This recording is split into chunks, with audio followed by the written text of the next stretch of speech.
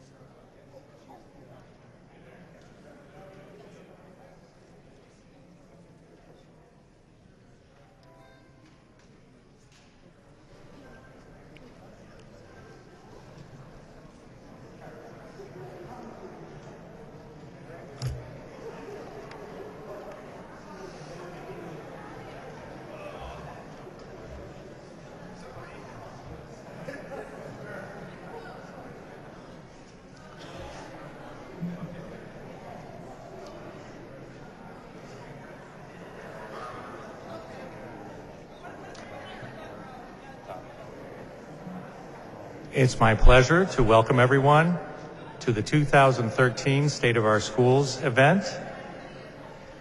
Please set your cell phones to silence or vibrate. Please note that exits are located in the front on the sides of the building and at the rear of the auditorium.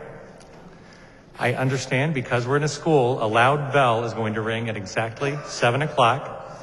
And after that bell, it'll be our pleasure to hear from the School Number 33 Drum Ensemble.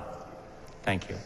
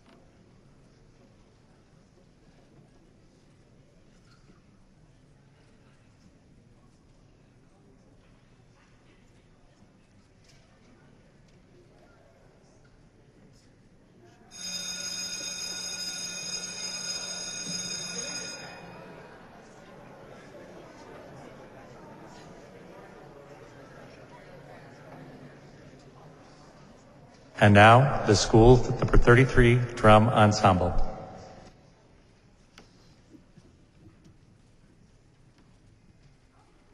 The name of our group is Drum.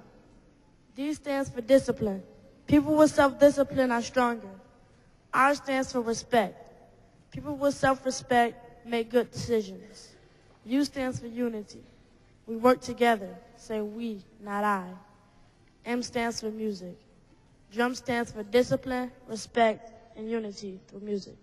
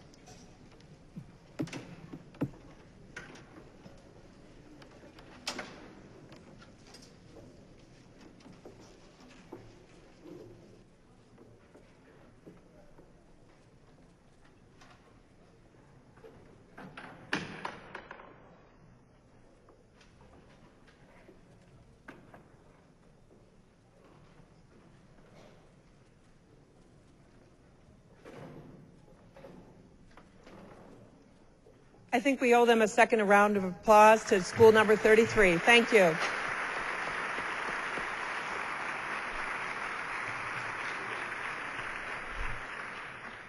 I'd like to welcome all of you this evening to All City High on the Marshall campus in this beautiful, beautiful auditorium.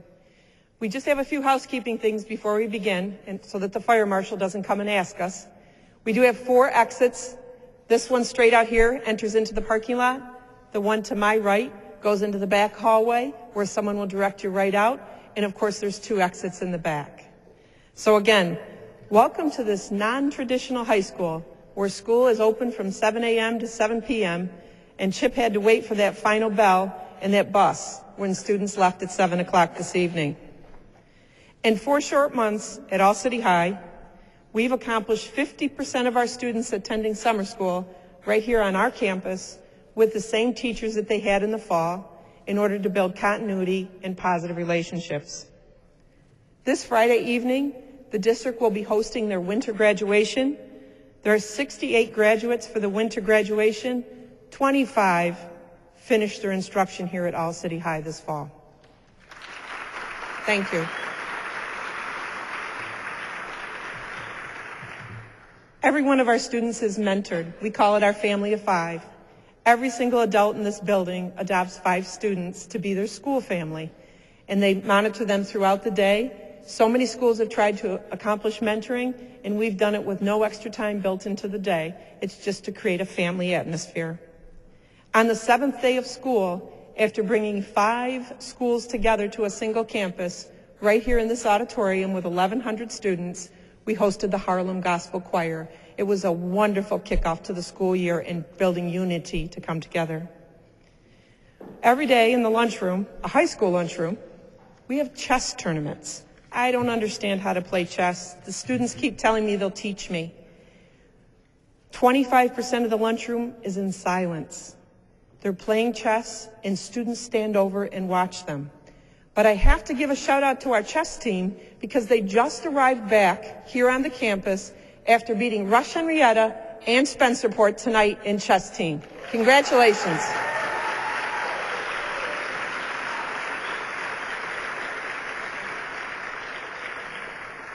All City High welcomes every single student who wants to join our school family. We offer 6 advanced placement courses, increased art and music from other schools, and a full complement of junior varsity and varsity athletics. So that's a little bit of our kickoff, what All City High is about. Please enjoy your evening. And at this time, I'd like to invite Cordell Andrews to join me on stage for the Pledge of Allegiance. Cordell is a senior. He'll be graduating this June. He'll be walking across the stage at the beautiful Kodak Theater on the Ridge. Cordell, ready? Yes. Could we all stand? Ask him to stand. Good evening. May we all stand? I pledge allegiance to the flag of the United States of America and to the republic for which it stands, one nation, under God, indivisible, with liberty and justice for all. You may be seated. Thank you, Cordell. I didn't want to tell Cordell that I was going to invite him up here to do the pledge until about 5 minutes before we sat down. But you noticed my hand on his shoulder, and you could hear his heart beating with my hand on his shoulder. But Cordell, you did great. Thank you.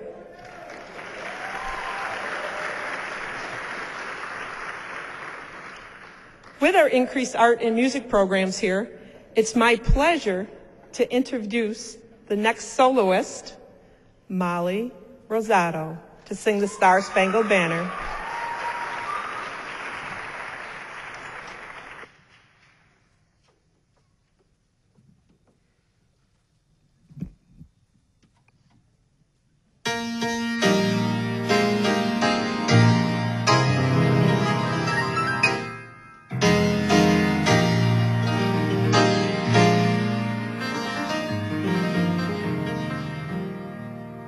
Oh, say, can you see by the dawn's early light what so proudly we hailed at the twilight's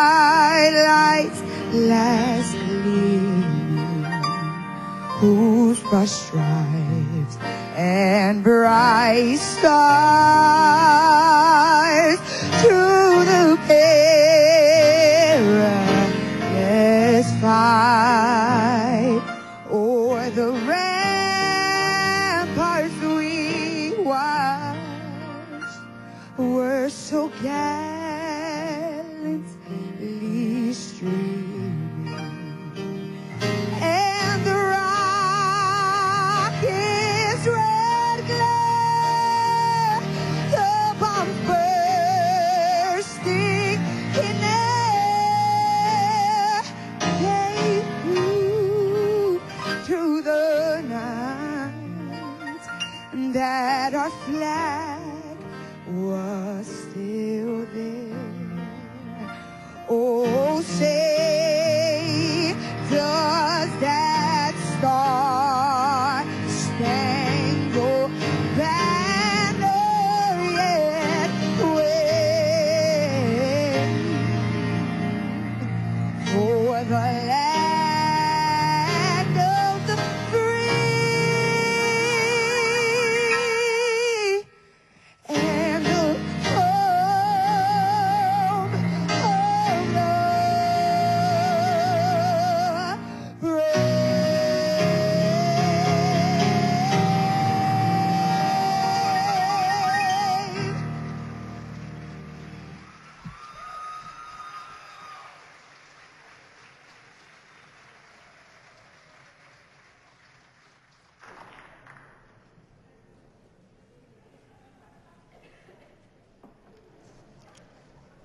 It's now my pleasure to introduce our student speaker, Sophie Gallivan, President of the Student Leadership Congress and a student member of the Board of Education.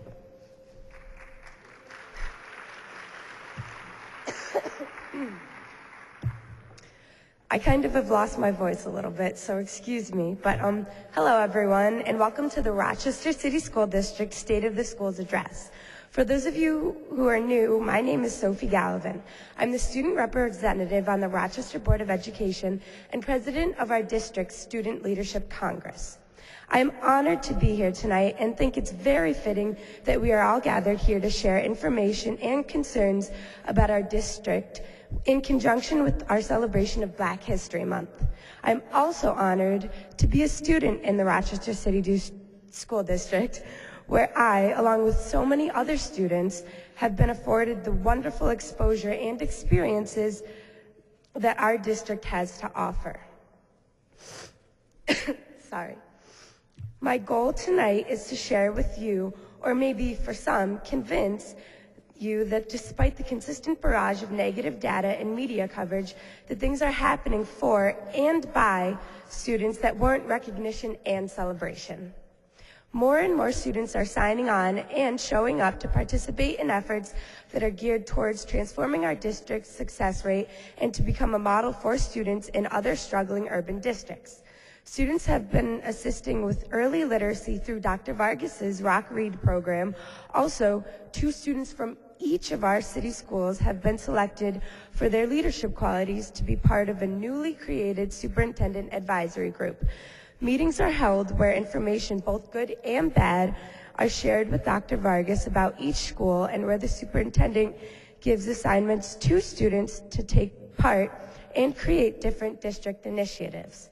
I can tell you that Dr. Vargas has made time to talk with and, more importantly, listen to our students, and this has been very helpful in getting students to become participating stakeholders in our education.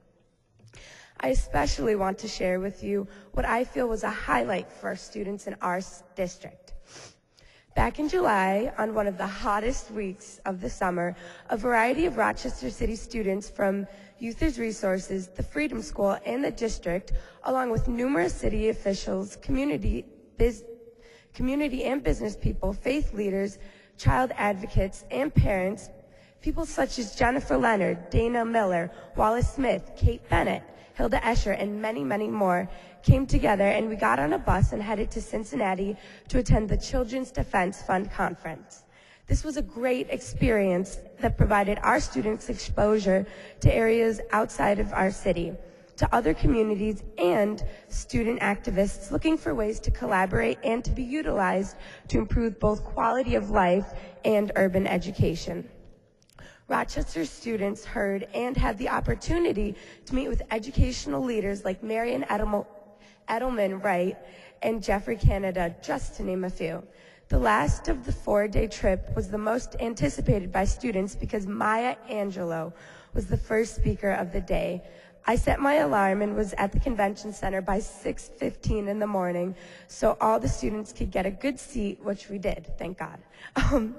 She was, of course, wise and so inspiring. She recited a poem called I'm a Rainbow in Somebody's Cloud, where the following line was mentioned to us all.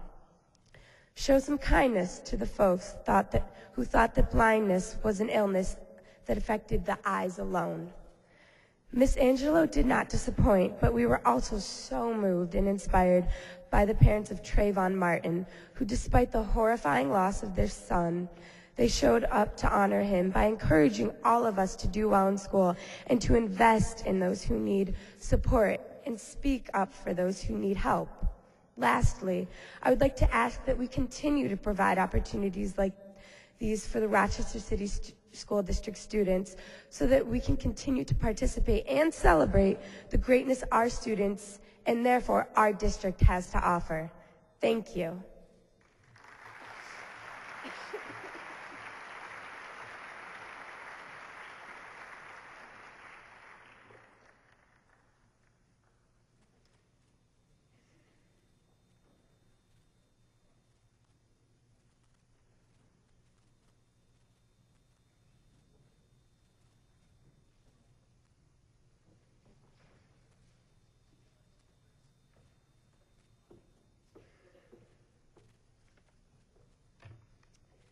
At this time, I'd like to introduce one of our other shining stars, John Washington, who's going to present a solo to you this evening. John?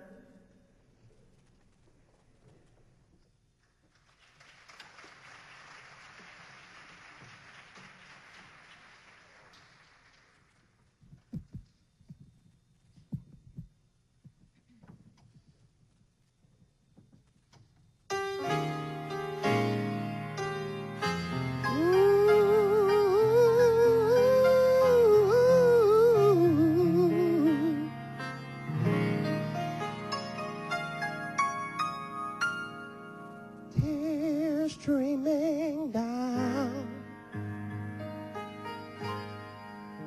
her heart is broken because her life is hurting, so am I. He wears a frown,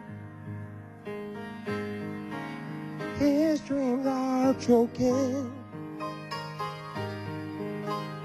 and because he stands alone, his dreams will die.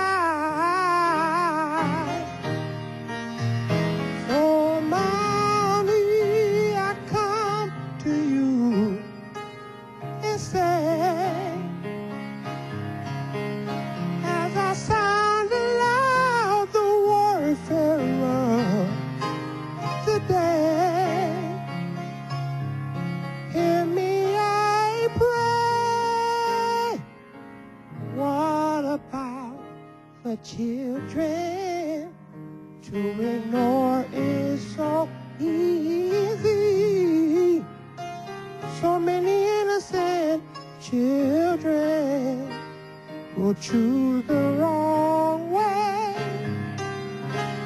So what about the children? Remember when we were children?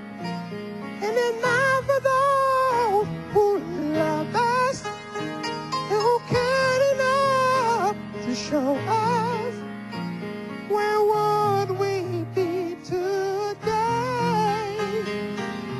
Ooh,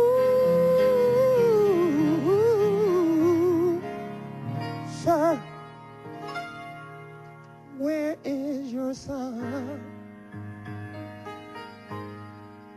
Where lies his refuge? And And if he can't come to you, then where can he run? Such a foolish girl, yet still she's your daughter. And if you will just reminisce on your days of young, you'll see it's not where you've been or what you've done. Because I know a friend who specializes in great outcomes. See love overcome. What about the children? To ignore is so easy. So many innocent children who choose the wrong way. So what about the children? Remember when we were children, and it's not for those who loved us, who cared enough to show us, where would we be today?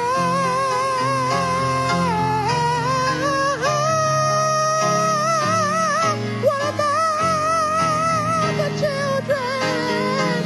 Don't turn your back and walk away. What about the children? Maybe it does not have today. What about the children? Remember when we were children? And now for those who love us, who cared enough to show us, where would we be today? Ooh, where would we be today? Ooh,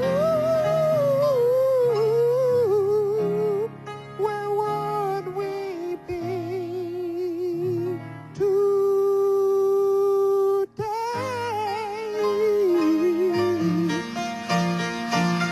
What about the children?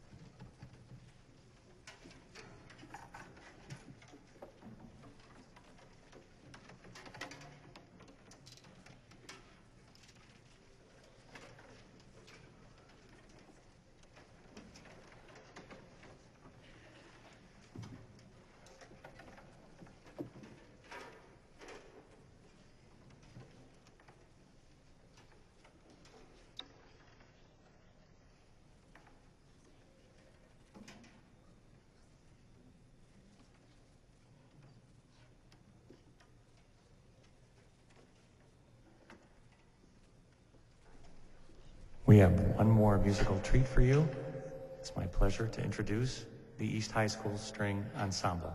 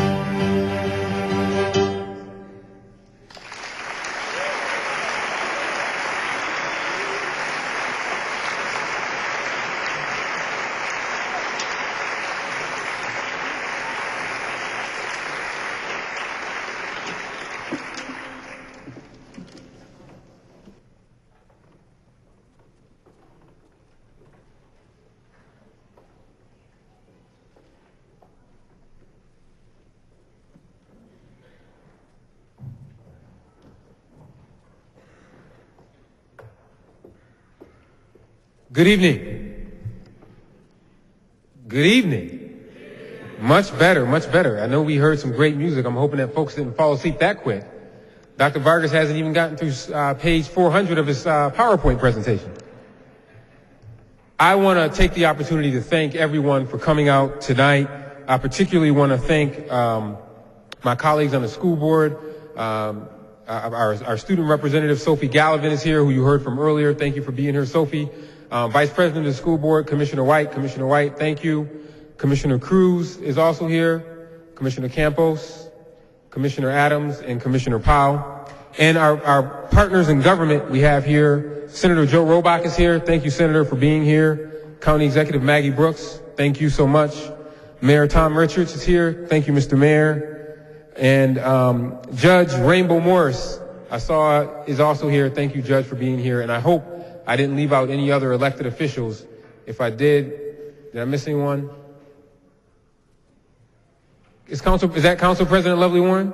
Council President Lovely Warren is also here. Thank you so much for being here. I thank our members in government because we can't do this without our partners in government and obviously all the other folks that are here. But it takes all the levels of government that I mentioned in order for us to have success as a district.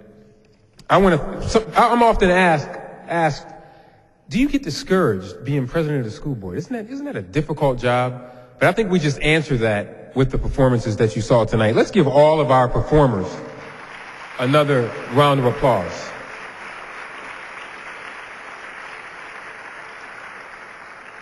Often you need, as an elected official, I tell people being an elected official, sometimes I call it an acquired taste. And seeing students do well and perform at the top of their game really allows us to realize why we do what it is that we do. So I want to thank them for their performances, and I also want to thank Miss Sandy Jordan for opening up her building to us. As you have seen, this is a beautiful auditorium that has been refurbished.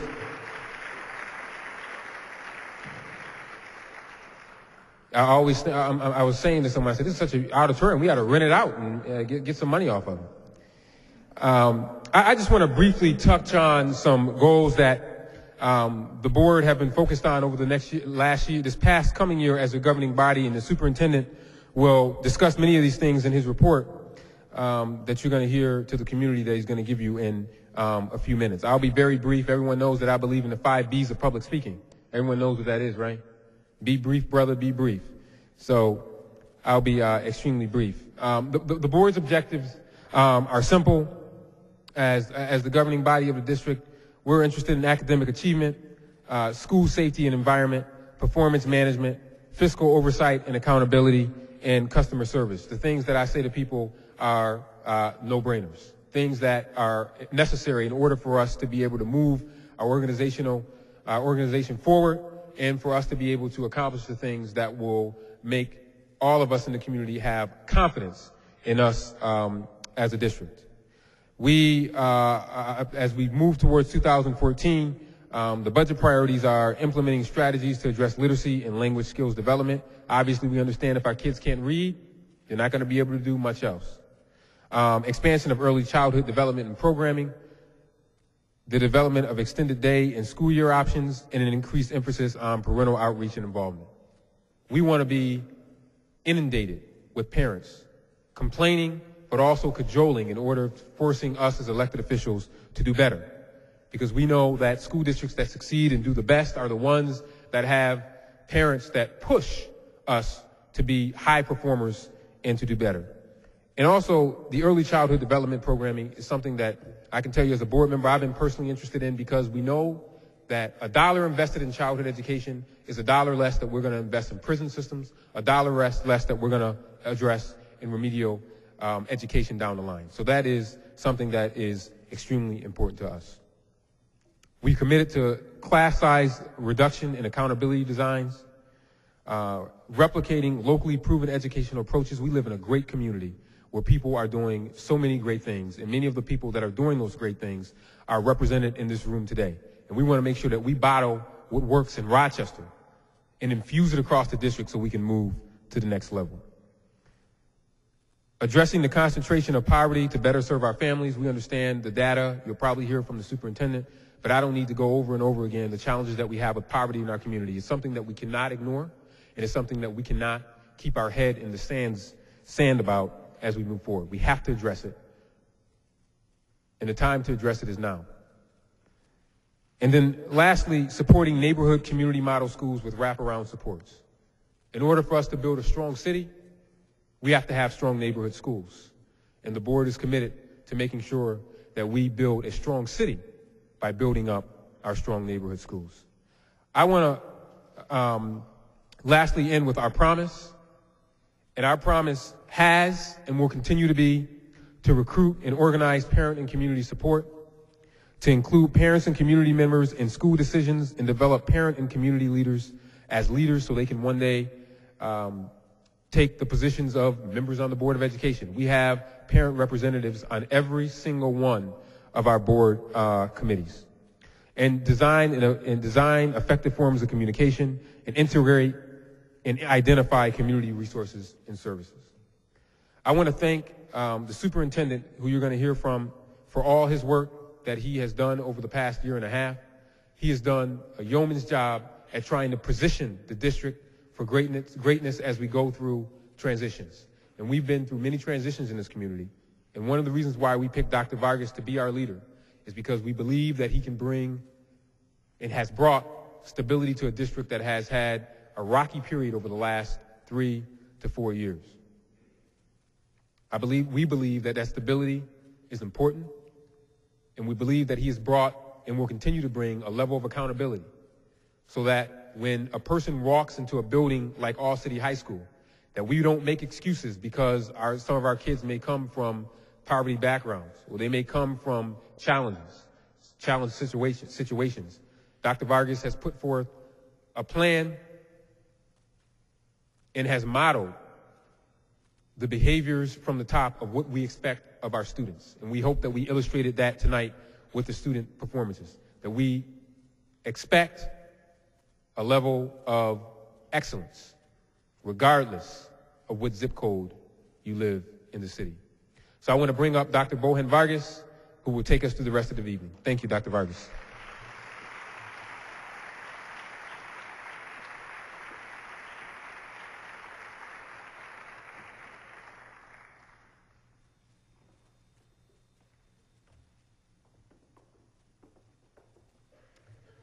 Malik, I could say that you are correct.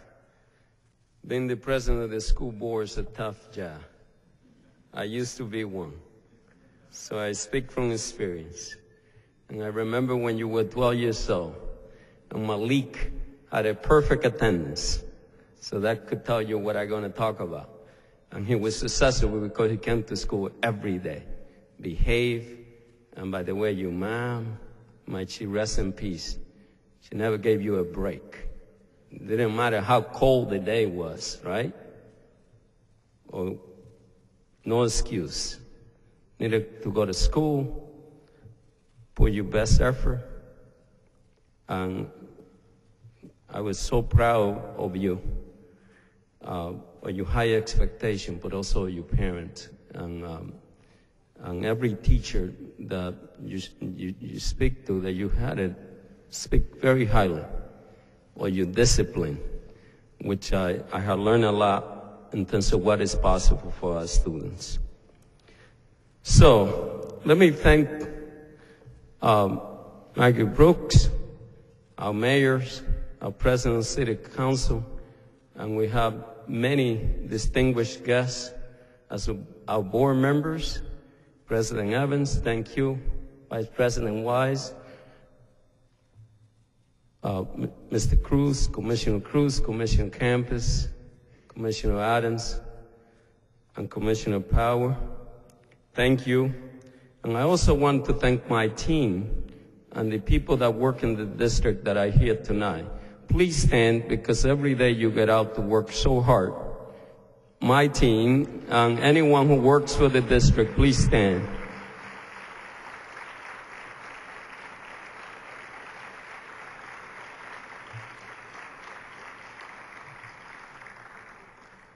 Among you are teachers, administrators that get up every day to do the very best. And yet, it is not possible what we do without our community partner. So we have here members of the community. I want to thank each one of you. Our parents, many of you I hope are here tonight. Thank you. You make this district possible. Without you, we would not be here. And what is great about this district? We have 32,000 children. And by the way, about 15,000 of them come to school 95% of the time or more. You heard me saying that we have an attendance problem, but it's only for half of our population. So I want to recognize our students that are coming. About 4,000 have perfect attendance. However, we would not be a great district if we just get half of our students to attend the school regularly. So, Sophie, you're one of those, who show up doing great things. And we have a lot of students that I just remember speaking to a kid my first year here, went to Stanford, Harvard, Yale, Cornell, Mr. Mayor. We had children going to Cornell. I know you went there. And it is happening today. But we need to make the Sophie and the student that you saw here tonight to become the norm for this district. The chess club that went to Henrietta and the great thing, we need that to be the norm. And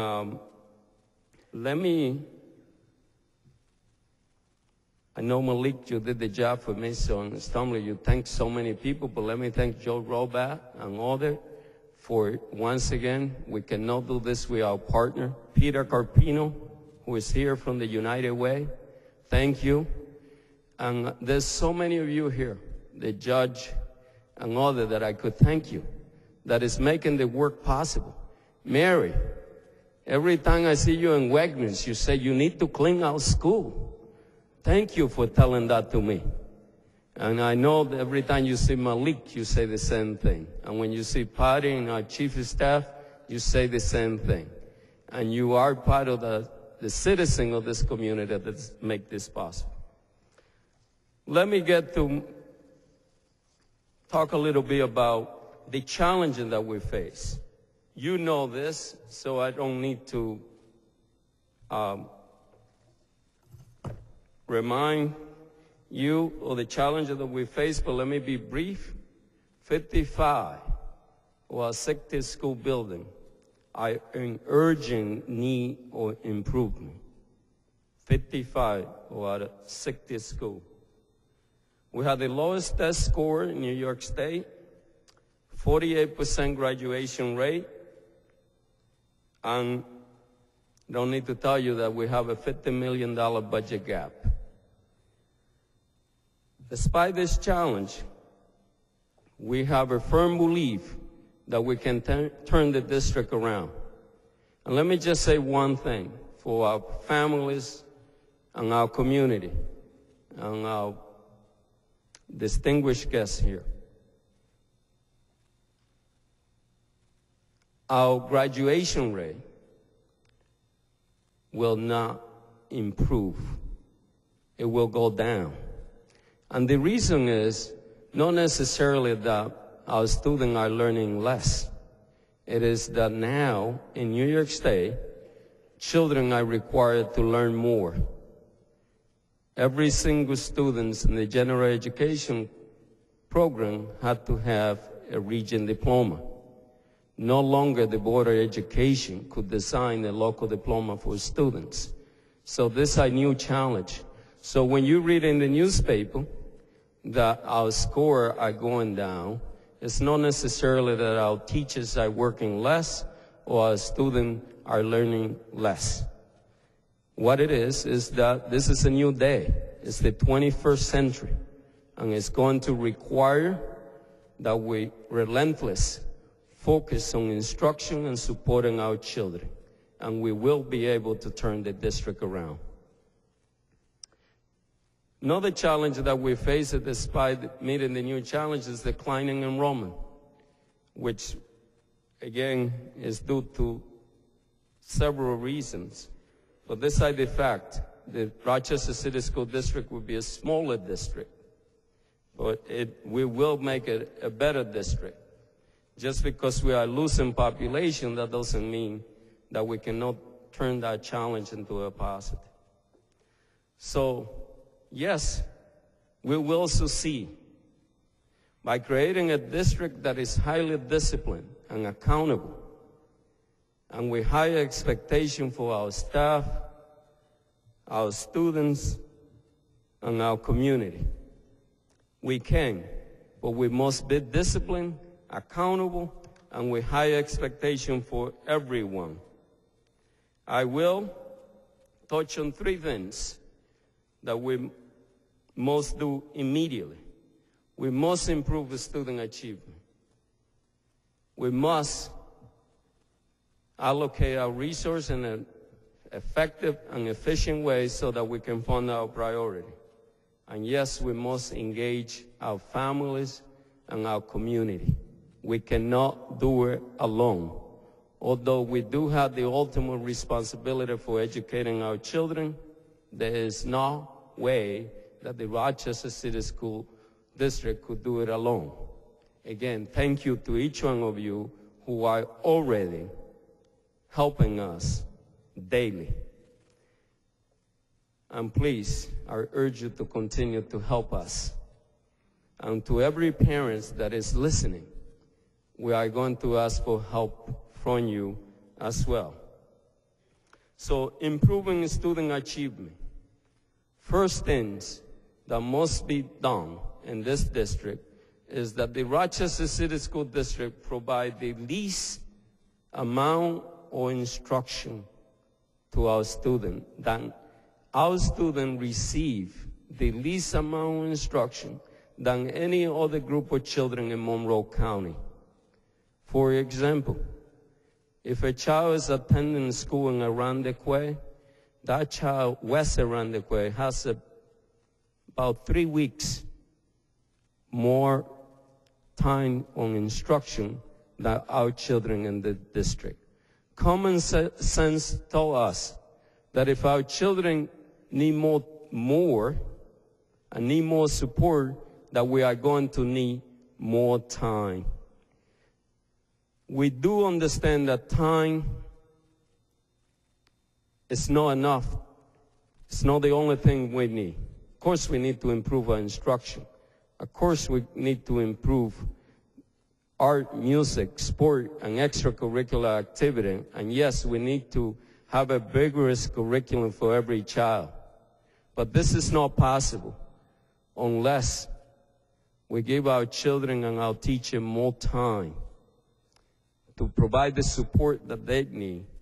And I'm happy to tell you that the Ford Foundation is working with us right now, and our teacher union and our administrator are on board, and they understand that it's necessary for us to give our children more time.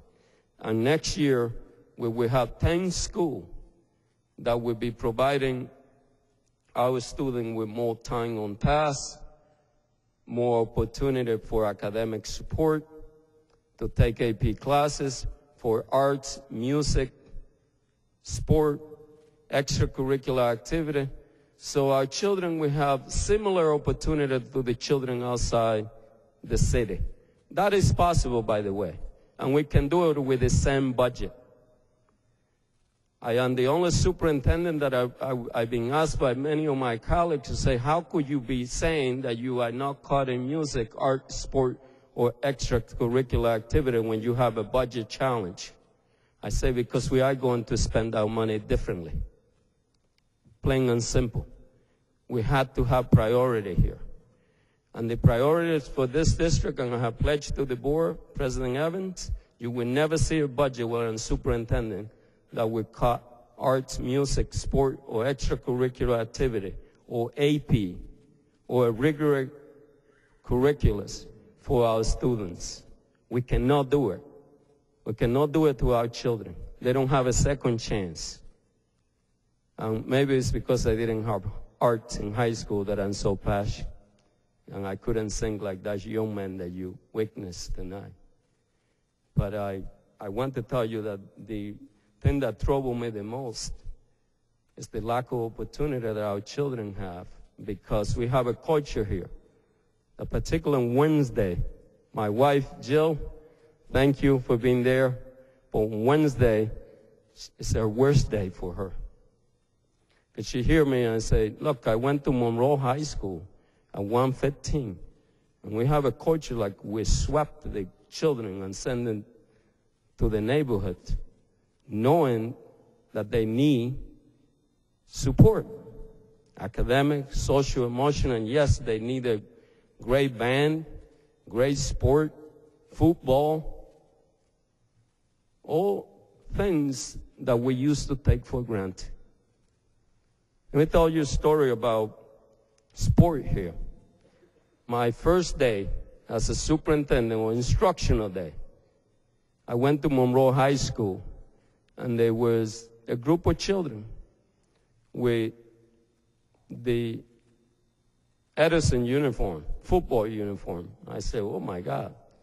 You know, I went to school in New York City, and I remember those days you get in trouble if you wear the other team uniform in your school. And I said, well, what are you doing here? You're supposed to be in your school. And they said, no.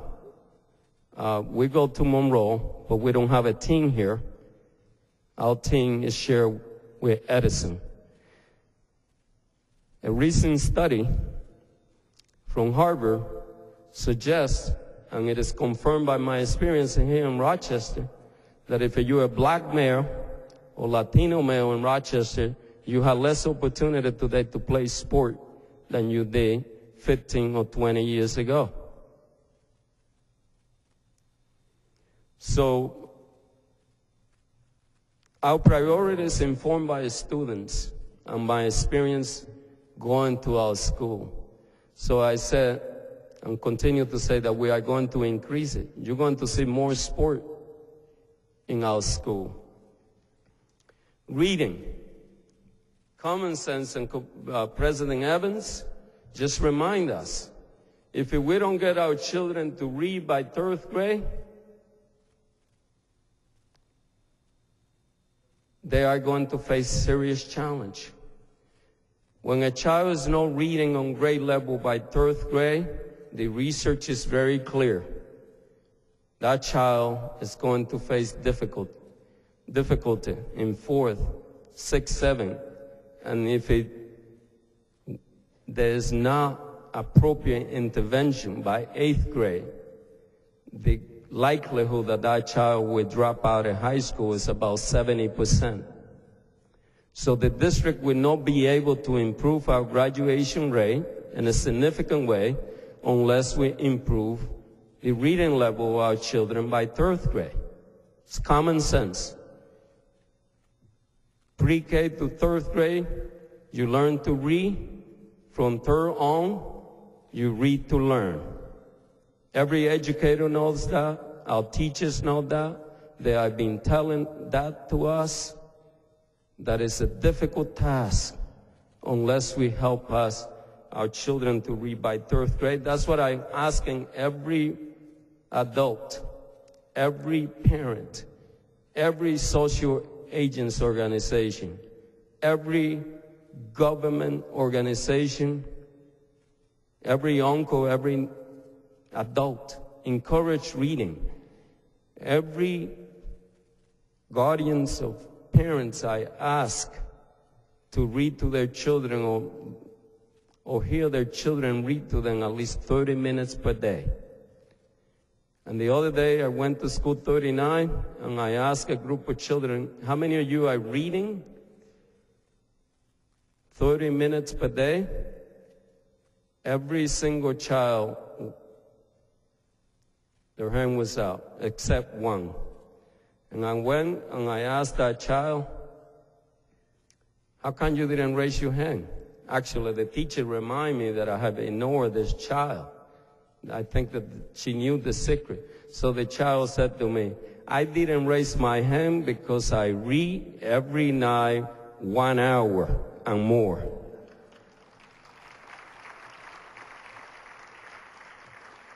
That is an example that teacher cannot do it alone, or the school.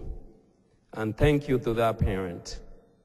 Shame on me that I didn't take the name of the guardians or whoever is taking care of that child and send a thank you note.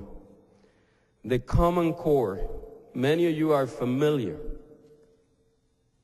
that now we are required to have a new curriculum that is being implemented in the entire United States. It's no longer the case. And yes, President Evans, you work so hard now because everybody tell you what to do. You no longer can design your own curriculum. Now the state of New York said that the minimum curriculum is the Common Core, which is a challenging curriculum, research-based, that is aiming to prepare our children for a 21st century economy. We are going to fully implement that, and thank you, Anita Murphy, and thank you, Beverly, and everybody in our team that is working so diligent to make sure that in September we have a district-wide curriculum, that regardless of which school you go to, you will get a rigorous curriculum with art, music, sport, and extracurricular activity. That's why we are going to be able to have neighborhood school, because parents are no longer going to have to leave their neighborhood to get an AP class, or to get art or music, or to get what is essential for our children's education. So the Common Core is a challenge, but it's give us an opportunity to make sure that we have a uniform curriculum throughout the school district. Now the assessment is going to be more challenging. So a test score, that's why we need more time on task for kids to catch up and to make sure that we get there faster. A rigorous curriculum is something that we are working in partnership with the state. The state education department has given us tremendous amount of support to make sure that this is not the flavor of the month here. This is something the state is serious, the Secretary of Education is very serious, and we are. And we are going to work with our teacher and parent and community to make sure that it's implemented with fidelity. Making neighborhood school. We want neighborhood school to be the school of choice. Yes, you could choose another school outside your neighborhood, but it is our hope that in the next 3 to 5 years, we're going to make that very difficult for parents. Because we are going to take the reasons why many families are moving away from their neighborhood school to outside their neighborhood, in many cases because of transportation. Parents understand that Rochester is a very cold place. I would tell you that it is. And sometimes they choose transportation because they don't want their child to walk a mile and a half. That's one reason. But also there are some parents that are using transportation for babysitting, because if they are working and your child is coming home at 2:15, what are you going to do? If you're working in our hospital, and many of our families, the majority of our families are working families. In one of my conversation, I had this called coffee conversation. You're welcome to come. I had this mom that is a nurse, a strong hospital, and nurses said to me, Dr. Vargas, I can't wait for you to make sure that my child doesn't come home by 3 o'clock, because I worry. I don't get home until 7. And I heard that you want to change the school day. I say, you bet. Because we cannot do what we want to do for kids unless we do. And that we are aiming to do it in the neighborhood, but our aim is for every school to have that available. So, we are going to make it clear, and we are going to make this available very soon. Here's what we know about our district. That our children that are attending school 95% of the time or more are putting effort, and we measure that through the report card, and are behaving, and we measure that through our discipline code of conduct, are achieving. And interesting enough, when you see our statistic, you see that you look at our graduation rate is around 50%. So we have around 50% of our kids that we have been able to help and to get them to come to school on a regular basis, to put the best effort and give them the support that they need. And the behavior component that we need to share. Now, many of those children are the same children, and President Evans mentioned the whole notion of poverty. Any child, regardless of their socioeconomic condition, is able to learn. But we have to help our families and our students and ourselves, number one, to have high expectation, that we expect every child to be in school every day, to put the best effort, and to behave. And we are going to hold ourselves accountable. I could guarantee you, I want to hear from parents and from anyone where that is happening, where we are not helping your child be successful. So we know that if we are going to turn our district around, we need to improve our students' behavior, we need to improve our student effort, and we need to improve attendance. But we also know that we have to give our children the support that they need to succeed. That just by telling them, it's not going to happen. We also need to have a culture in the community that fosters that support that, and that we teach by example. That's why I'm asking parents to please read, or ask children to read, and asking everyone to play a part on that.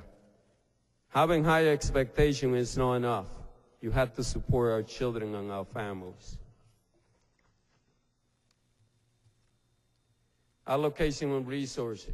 Once again, to me and to the school board, we must examine how we allocate our resources. It is not possible to expand the school day. How are you going to pay for it?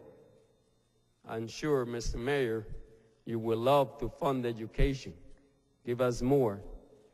But I'm not so sure as a taxpayer in this community that you are able to get more finance. It's what it is. The only choice that we have in this district is to make sure that we examine how we spend our money, particularly when our enrollment is declining.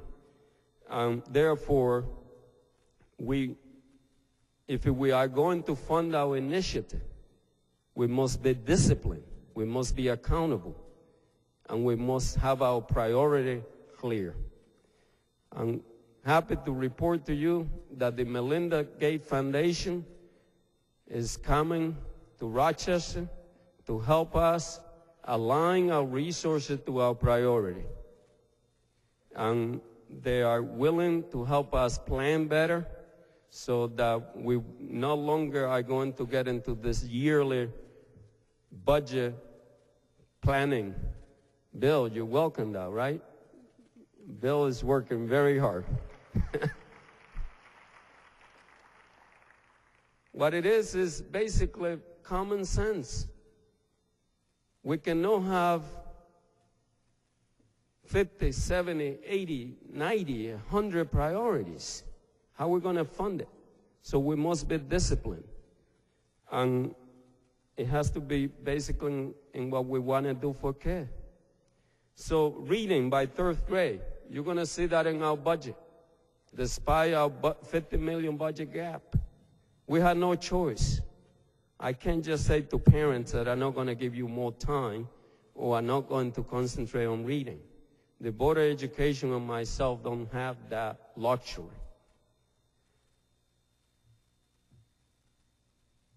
Implementing the Common Core. I can't tell the nation or our families or our children that we are not going to implement a rigorous curriculum for every child. We cannot tell our families that children are not going to have the textbook or the technology that they need, or the arts or the music or the sport or the extracurricular activity. I was a child, and what was true for me is true for our children today. I was a child only once, although today I wish I was one. When you have a hard job, sometimes you wish you were, like a kid playing music and, enjoying yourself like we saw today. Our children only have one chance. And this community right now it's our last chance for this district. And that has to be understood. What do I mean by that? If we fail this time, the district will be a different district, and the consequences for this community will be enormous. So we must turn the district around, and we will do it with common sense. And that begins, as I say, by clear priority, allocating our resources, and relentless focus on instruction and supporting our kids and doing the right thing for them. Strengthening neighborhood. We cannot strengthen our neighborhood without strengthening our school. President Evans just said that more eloquently than I could say that. I hope that one day you will be superintendent. It might be easier than school board president. So strengthening our neighborhood schools. We are going to begin to work on that. I'm working with a group of people around school number 17. And guess what they're doing? They are going to go around the neighborhood and help parents to register their kid. Because I will tell you that our registration system is so confusing and challenging and difficult. And it's only one place that you can go to register our kid. We will change that. Your neighborhood school will be a place that you can come and knock on the door and you'll be received, welcome, and you'll be able to register your kid there and find out what is available there for your child.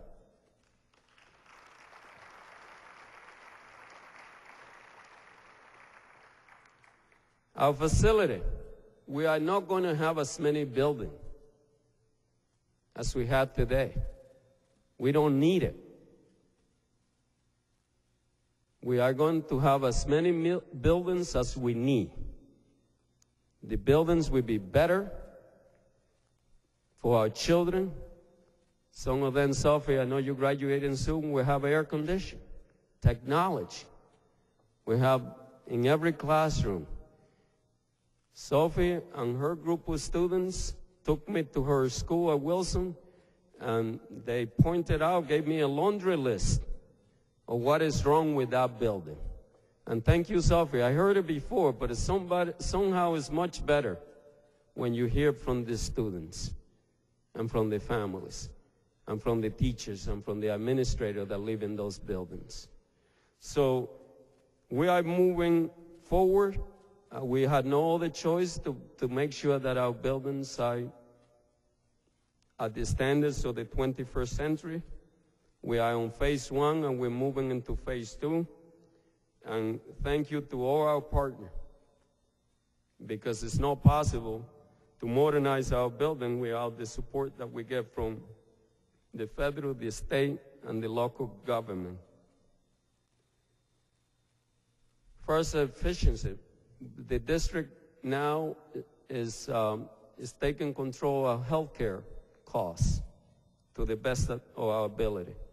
Our transportation costs, we have a proposal for the state that we reduce our transportation costs. Right now we are spending around $60 million on transportation. Imagine what we could do if I were able to save just 20 million.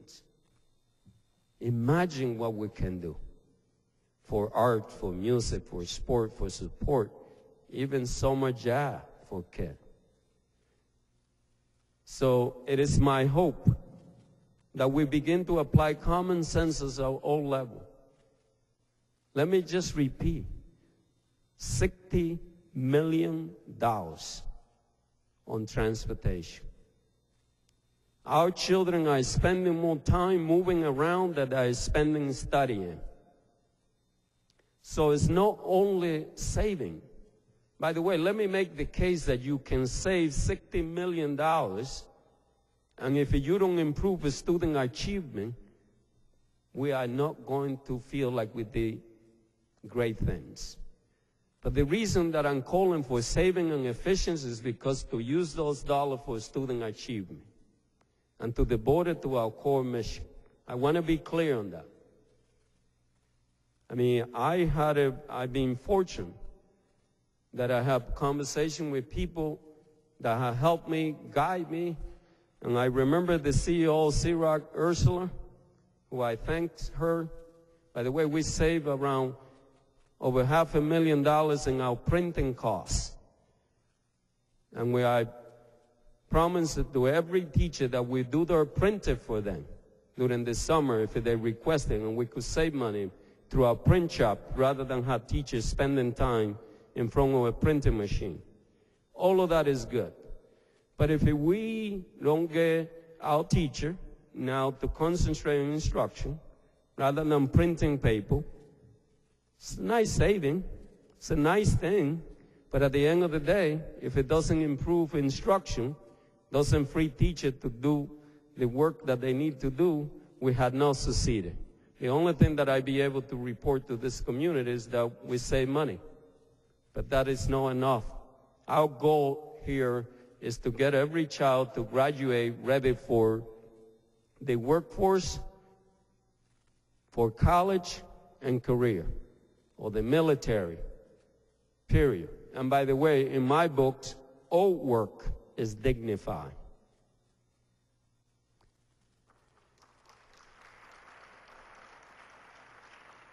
What do I mean by that? If a child just wants to have a high school diploma and be a police officer, fine.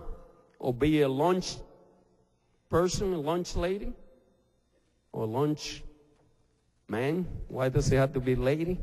I don't know. English is a strange language to me.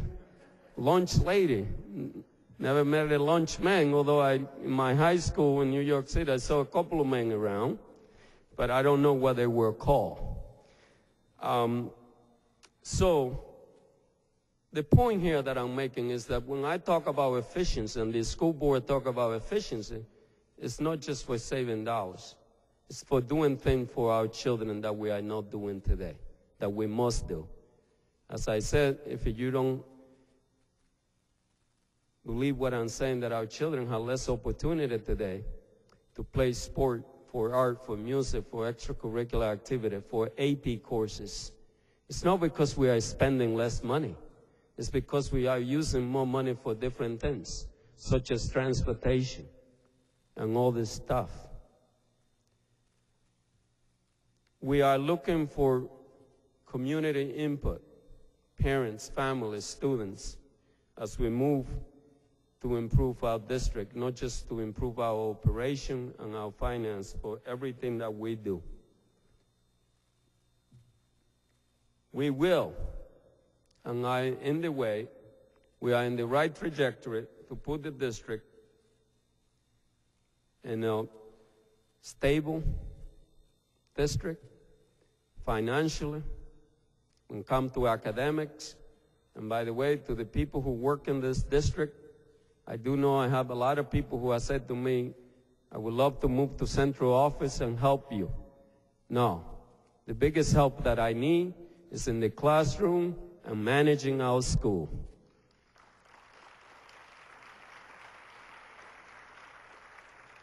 Stability for me began in the school. Sandy, thank you.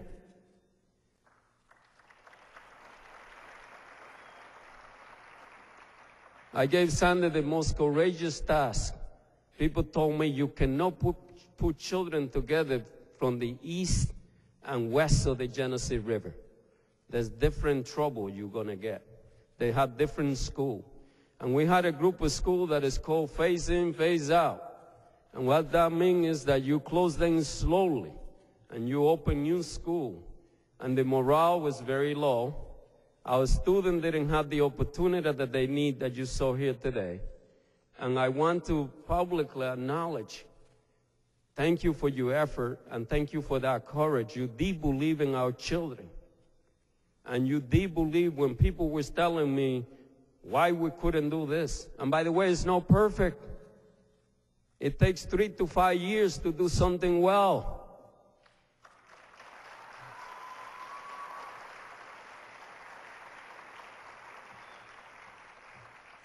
But I have hope, because if we believe in our children, I could tell you, the mayor told me something interesting, and you go to a lot of school, Mr. Mayor. Thank you. And by the way, everyone here is welcome to come to our school. The doors are open. We need you. And you can come there even if you're going to criticize us. We don't mind criticism. We can now improve. Families, community members. Just be positive, like leadership. I mean, we need encouragement, but we also want to hear what we need to do well. So, as I'm talking about community partner, and let me move from this financial to community partner, as I'm saying input. Engaging families and communities is essential. I don't know of any district in this country that is successful without strong parental and community engagement. Every educator knows that. So therefore, that our behavior and our effort has to be contagious throughout the system. I could tell you that our school board members are up there in the community, but we also need to make sure that the community come to us. And we're inviting everyone to come to us and to help us and give us some suggestions. We're open for that. So we want to improve our community engagement and parents' engagement through communication. We, as Sophie mentioned, have conversation with students. Every month I have at least 2 conversations with anyone, any parents in this community who come to talk to us. The school board as well, have open communication. We respond within 48 hours. Anyone who email us, anyone who contact us by phone, and by the way, if you don't hear from us as a parent, as a student, as a citizen, we want to know. We are not perfect. I still hear you pledging this 48 hours response, but people still not responding. I said, we're just beginning to do this. It's going to take us some time before we get it right, but we know it's the right thing to do. I mentioned earlier that we need to be more responsive to families. We need to make it easier on them to register their kid, to get information. The Rochester City School District has the more complicated system of registration. And I know a little bit about, and I want to acknowledge the work of Vicki Ramos, who took placement.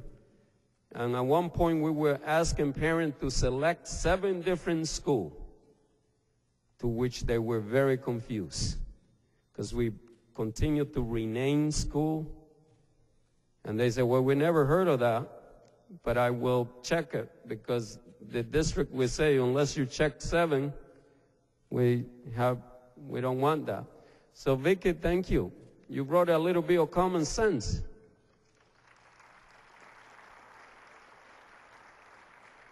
You say, let's put 4. A little better and more clarity. And hopefully we get to the point that we say, we will guarantee to every family that live within half a mile of their school placement, so that the neighborhood school become the school of choice. Now, Commissioner Power will tell you that she went 3/4 of a mile. Thank you.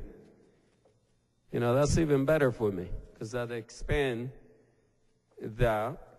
And we will send a message that we value our families and that our community, school, are there for them, first. And second, if they want choices, we have an international baccalaureate program. We have School 58. We have great, great choices in here, but we have too many of our schools are in so much need to improvement that families are forced to select among the few, but they are not able to get in. Like the School of the Arts, I hear that a lot. But to me, the approach that we're saying, yes, you can replicate another art school, but then you leave in 54 other behind. And art is part of an education. It's part of a good education. Now, I'm not a philosopher, but I like Plato a little bit because he has some interesting logic. And if Plato was to design an education system today, he would say, Superintendent, you're on the right track. Begin with art. Art is part of the youth development and sport. And yes, we need a rigorous curriculum with physics, science, math, and technology, and English, and social study. And not say that we don't, but it's not a complete education unless you give children opportunity to express themselves. And I repeat, no music teacher or art need to fear their job. We need them. We need more. Reading teacher, we need more. And that's how engaging families, the best way to engage family, by the way, is through a play. It's through a musical. I went to East High School, and I saw about 700 people in the auditorium. About 500 were youngsters, high school kids. And it was an interesting thing for me. There was not a single police officer in there, Mr. Mayor. And I said, what's going on here? No one is checking. But all this kids are here at East High School, sitting and watching their peer put a play that they wrote. And by the way, a security guard was a volunteer. That was part of the play. So what an interesting concept. And it was so sad for me, because around 9 o'clock, or actually it was around 8 o'clock that day, one kid had gotten in trouble around Joseph Avenue. So to me, that was an example of what positive thing that so many kids were doing, and no one was having trouble with it. They were not bothering anyone. Everybody was applauding. That's what I would like to see in this district, in every single school. Not a single school in Rochester should have an entire school year where children don't have an opportunity to be part of a play or a musical or a drama or to do something creative. And it is a good way to bring the community along as well. So listening, family involvement, this is my favorite one. We have this thing called Family Connect. What that is a tool that allows family to check their children's attendance, grade, transcript, and everything. Now, This would have been my mother's dream, to be able to check my attendance, my behavior from anywhere in the world, and that would have been my greatest fear. I'm asking parents to please, I understand that they do work, and I understand that some of them have challenge. Even if you don't have a computer at home, our public library system is a wonderful asset. You could stop by a library every 5 weeks. If you cannot do it every week, please check Parent Connect. You can do it 24 hours. It's a wonderful tool. I know Malik could share my worst dream in terms of having your mom or your dad or your uncle. And I'm asking our community to promote this tool. We do spend a lot of money. By the way, this is not free to us. And we make that available to families. So we are asking every family to use this software. Every employer, if you have a parent that has a son or daughter in the Rochester City School District, please promote this tool. Allow them to use 5 to 10 minutes to check their report card and attendance at least once a week. This is thing that the community can do, and it doesn't cost a single dollar. Actually, it's interesting because I think some people know that. Some people even check what is that called, a Monday when everybody do shopping, right? I wish I could have a day like that, like every Monday, every person that had children in the Rochester City School District is logging into a point that it almost get us in trouble, and we had to get a new update of technology. Recruiting fathers. It's not just mom. The responsibility of educating our children is everyone's business, but also is the responsibility of raising them. All of us need to help. And I'm asking the father in particular to be more involved. And we do have a lot of emphasis for that effort. I'm beginning to see some of our fathers more involved. By the way, you don't have to have a son or daughter to play that role sometimes. Sometimes some of us do. So I'm asking you to, be a mentor or a father-like to a kid. And by the way, don't fill any paperwork. If you live in a neighborhood where a child is next door, doesn't have a father figure, you can play that in your neighborhood. It doesn't have to be in the school. We are asking our families for opinion through family survey. And we are welcoming our community partner, business and higher education non-for-profit to help us. Let me thank Wegmans and the colleges and universities and others for helping us. Wegmans have gone beyond the core duties.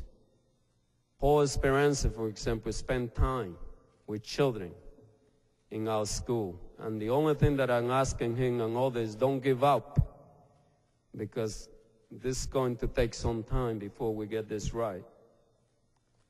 And we have many businesses. This community is very fortunate. And many social services organizations. The United Way, Peter, and the mayor, let me thank you. Mayor Richard and Peter, here's what I'm thanking you for. You have helped me deal with the most difficult challenge that we have, and that is truancy. You have gone door to door with me, Mr. Mayor, and I appreciate that. You have such a common sense. You said to me, look, I understand that. I'm not an educator, but you convinced me that if the child doesn't come to school, I cannot hold you accountable or the teacher accountable. The only way I can hold you accountable, and you say this to me, is it true that you have problem with the attendance data? I say, yes, we do. And you challenge me. Say, don't get anyone engaged or involved until you fix the data, and it is fixed.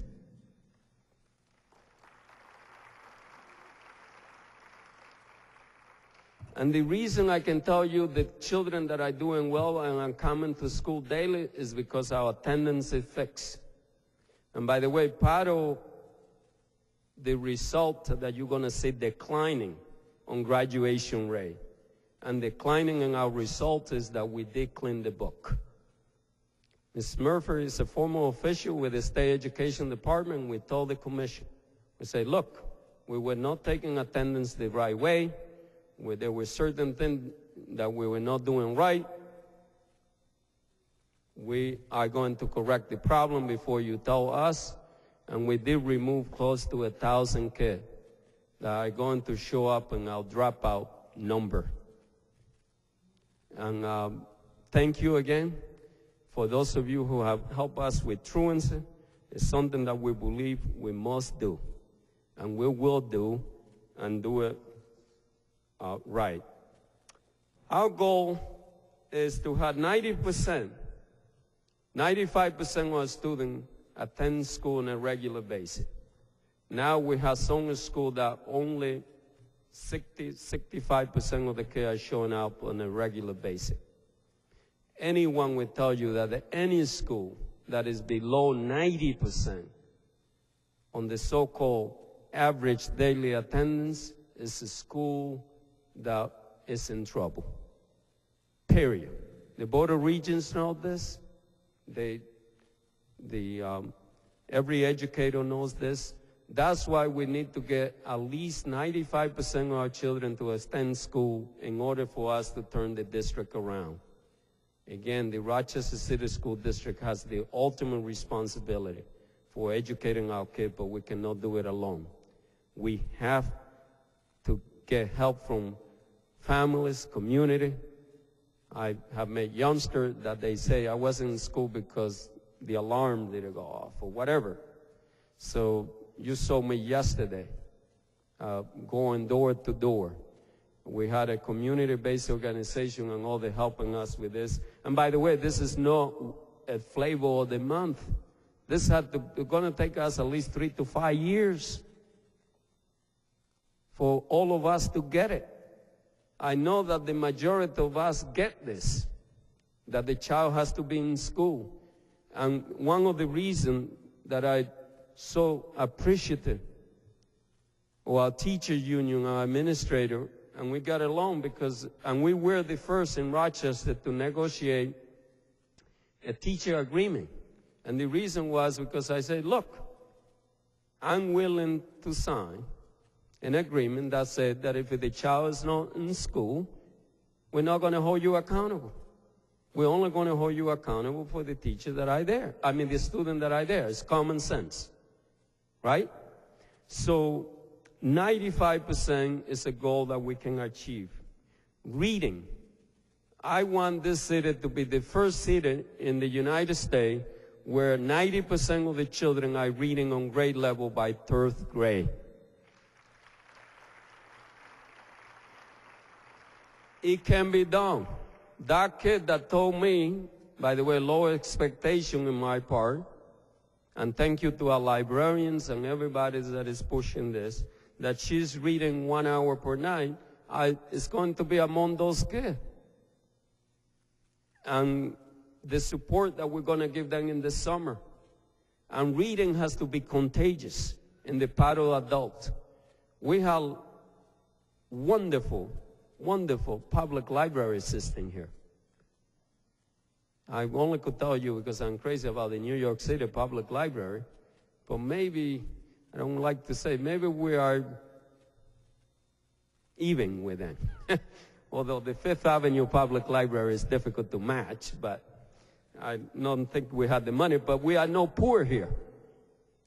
Let's be frank. Every neighborhood has a poor public library. I got millions of books that children could take every Friday home to read during the weekend. Our librarians are wonderful. They're open and willing to give children books. The public library system just forgave over $300,000 because some family couldn't check out books because they owe it. So thank you. I know that's a loss, but there's more loss when they don't read, or when they check out, they cannot check out the books. Student achievement. More than 60% of our students in grade through 8 will meet or exceed the benchmark that is imposed to us by New York State standards. We are not going to get there tomorrow. Notice I'm not putting promise in here that this will be accomplished tomorrow. Please don't believe me if I tell you that we're going to do that next year. But you will soon, we have some date that are appropriate.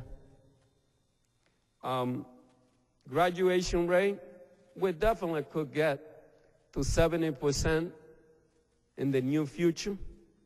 Once again, you heard me say, what would it take for us to get there? School quality. We want to be the first district to have 0 school in the so-called priority school. Priority school are the school that are performance of 5% of the students, 5%. Are in the lowest 5% in terms of student performance. The lowest 5, and right now we have far too many. Actually, Rochester have more priority school that are function in the lowest 5% than any other district in New York State. That's why I'm asking you that there's a sense of urgency. There is a sense of urgency. Not just in the part of our teachers, our principal, our administrator, the central office of the school community, but there's a sense of urgency for all of us. Yes, we want to have a highly disciplined organization, highly accountable, with high expectation for every child, every adult, but a sense of urgency is needed.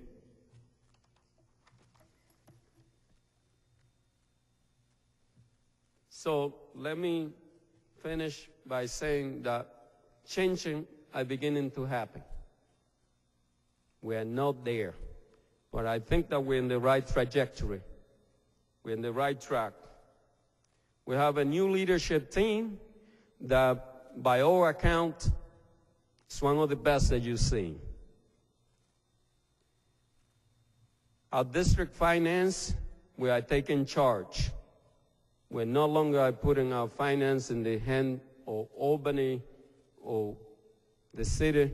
We are saying we are going to do everything we can to spend every dollar in our core mission. We do have accurate data. Our data now are reflective on our attendance, our test score, our enrollment is accurate, our suspension, and so on and so forth. And you do know that we do need accurate data. That's important to make decisions. Can't just talk and go around that you're making decision based on data. We are having the appropriate data. Then you're going to make the wrong decision, right? Just like the kid that President Evans and I went to a school, to a home looking for a kid, and the kid had been gone for 6 months. We don't do that anymore. When we go knocking on door or calling parents, we want the phone number to be correct. And by the way, families that are listening tonight, please help us with this, because we're working too hard to make sure that we have the right address. We could use some help. Teachers, administrators are willing and ready to embrace accountability and high discipline. But they also know that they could be accountable and have high discipline, but they need help. And that's what I'm asking you for help. Where are the evidence that they're taking more charge in terms of accountability and eye-open? Rochester is the first district that we were able actually to negotiate the 2010 teacher evaluation system, which take into account student performance, 40%. Those are evidence. Those are not just talking. Our administrator did the same thing. You see them asking for help and for support to implement the Common Core, because you can just tell people, just do. You have to help them as well. The Common Core curriculum will be implemented coming this September. The district will have a curriculum that is rigorous, that is meet the highest standards, and our teachers and our students. By the way, they told me, a lot of students told me that we need to be tougher on them, and that we are too soft, and that we need to increase our expectation of them. That's what they told me.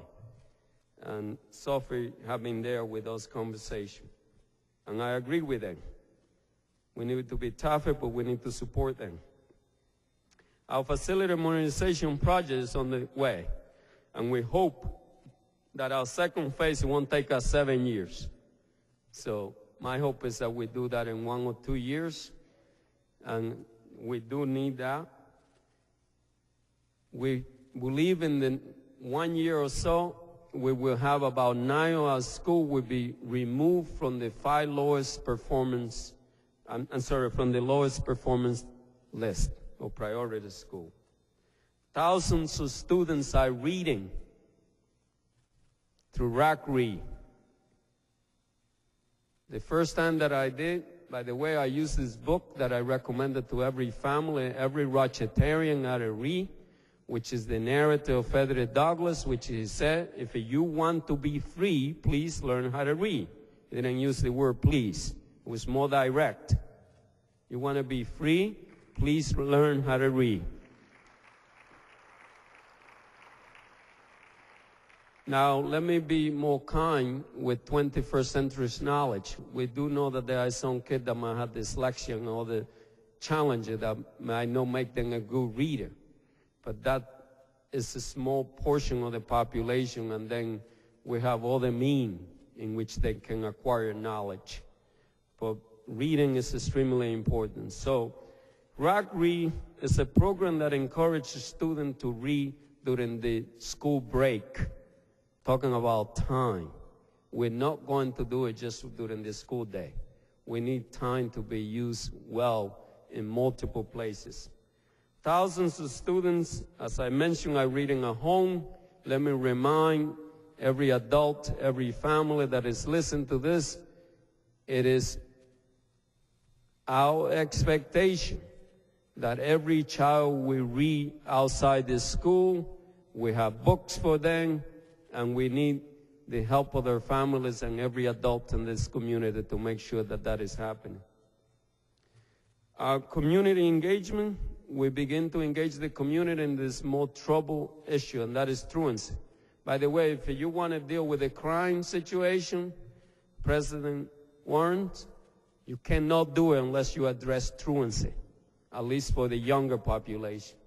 Every police officer will tell you, and every judge, I know President Evans referred to you as Judge Rambo, you know this more than anybody, that any youngster that you see before your court that is 16, 17, 18, 19, you know that the trouble began first to be shown in school. So while truancy has an impact on our student lives, it impacts ours, and impact our community, and impact the future of this community. That's why education is the key to success. And we must have an expectation for our children in multiple places. It can't be just in the classroom. It can't just be by the families. It can't just be by community. Us collectively need to do it and hold each other accountable when we fall behind. Or if a family fall behind for whatever reason, then a caring adult will be there for that kid. I don't know how to give a child a stable home, but I do know that I could give a child stable classroom, stable school, and yes, I can give them reading, art, music, and extracurricular activity, and this community can do that. But yes, we also need to demand from families to help us in our effort.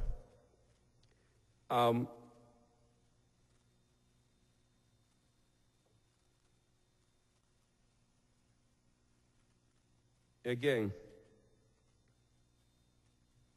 we are in a trajectory that will take us to where we need to be. All you heard from me tonight was a lot of common sense. I hope. So I'm asking each one of you here, whatever you heard that makes sense, just pass it along to your institution, to your colleagues, to anyone in this community. Again, as I mentioned to you, we are ready.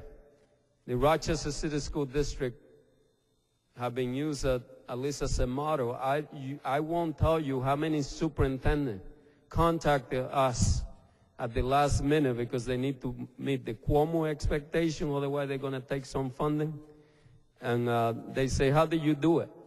We say we cannot do it alone unless you collaborate with your labor union, unless you collaborate with your community, and unless you get your act together, you're not going to get anything done. And we were able to help. So Rochester, despite the challenge that we face, are doing some things right, but we are not doing enough. By no means I'm taking credit, by the way.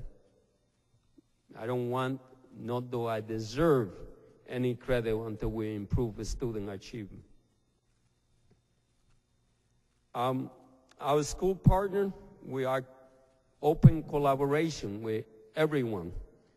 The district is relentless, focusing on instruction and having the support that our students and our teachers and our administrators need available to them. The Common Core curriculum will be in place. So let me just summarize it for you. The Rochester City School District will succeed. But it won't succeed by just having a plan. It will succeed when I and you begin to change our behavior. I think that here's what I mean. We no longer, as a district, can look at the issue of truants the other way, or have a slappy data, or a slappy practice, or continue to give our children the least amount of instruction. It doesn't make sense. So in order for me, of us, to give our children more time and support, we're going to have to do things differently. That means that we are going to have to set our priority. We're going to have to be disciplined to follow them. And we have to make sure that we don't fall into the temptation that because we're trying something, if we know it's the right thing to do, that we fall back to the old habit.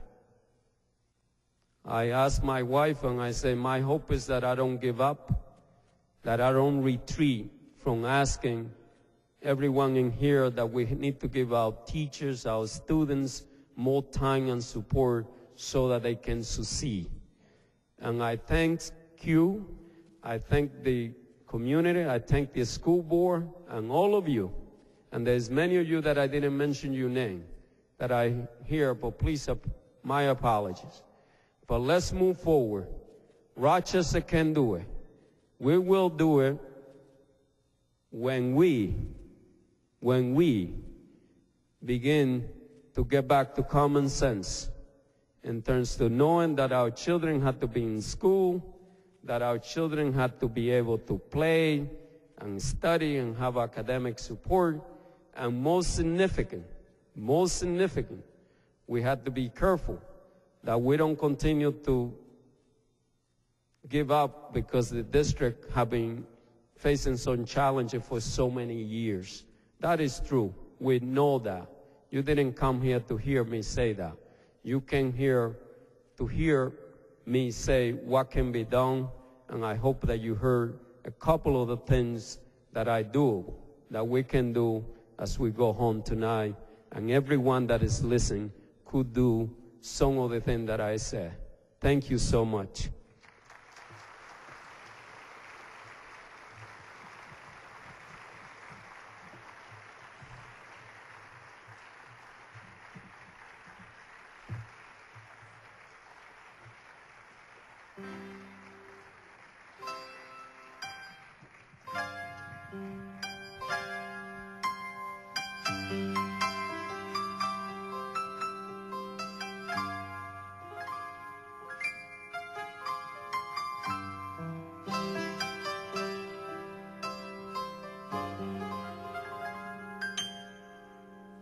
I used to think that I could not go on,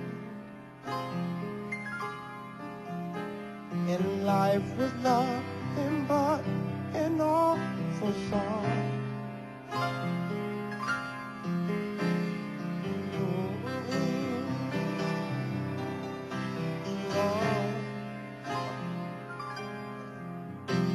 I'm leaning on the everlasting arm. If I can see it, then I can do it. If I just believe it, there's nothing to it.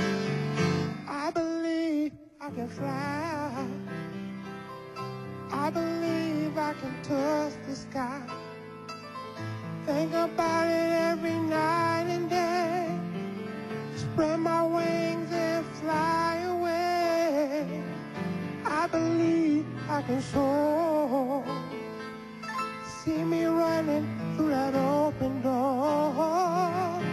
I believe I can fly. I believe I can fly. I believe I can fly.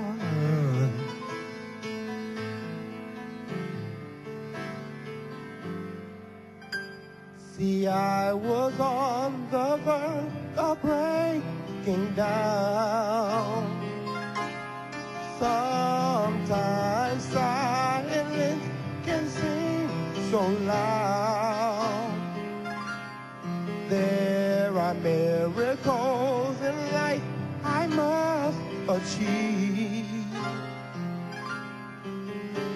But first I know it starts inside of me. Oh, if I can see it, then I can be it. If I just believe it, there's nothing to it. I believe I can fly.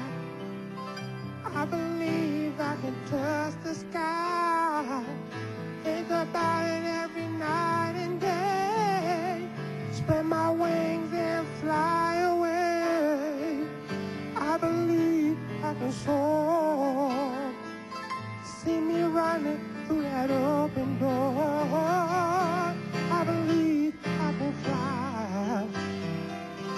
I believe I can fly. I believe I can fly. Hey, 'cause I believe in me. Oh,